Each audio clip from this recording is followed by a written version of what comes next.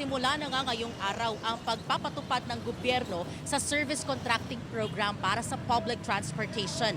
Layo nitong madagdagan naman ang kasalukuyang mababang kita ng mga tsuper dahil pa rin sa mataas na presyo ng langis. Para sa mga tsuper ng jeep na nakapanayam natin dito sa Pasig City, ang service contracting program sana raw ay para sa lahat dahil pare-pareho naman daw silang kumukonsumo ng mahal na diesel. Ang service contracting program ng pamahalaan ay para sa pampublikong transportasyon para mabigyan ng dagdag na kita ang mga tsuper at mapanatili ang sapat na public transportation para sa mga pasahero sa gitna ng patuloy na pagtaas ng presyo ng petrolyo. Sa ilalim ng programa, babayaran ng mga tsuper batay sa kilometrong itinakbo at performance incentives. Ayon sa DOTR, babiyahe ang mga contracted drivers sa mahigit 800 high-density routes sa buong bansa, kung saan 545 ay nasa Metro Manila. Para sa jeepney, tatanggap ng 40 pesos kada kilometro ang modern units, habang 30 pesos kada kilometro naman ang traditional units. Ang mga kalahok ay kailangan magbigay ng 20% discount sa mga pasahero at tumakbo ng hindi bababa sa 100 kilometers kada araw.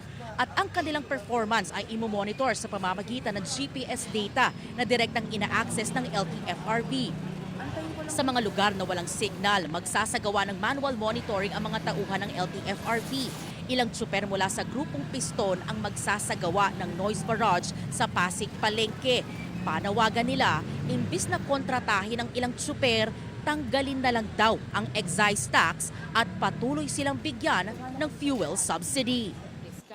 Sa pasahero. Napakaganda po sana kung ang lahat po ay makikinabang. Iilan-ilan lang po ang napasama po dyan sa service contracting na mas lalong magpapahirap doon sa mga kapwa ko tsuper. Bakit ayaw i-subsidize ng gobyerno yung kalahati doon sa itinaas ng diesel?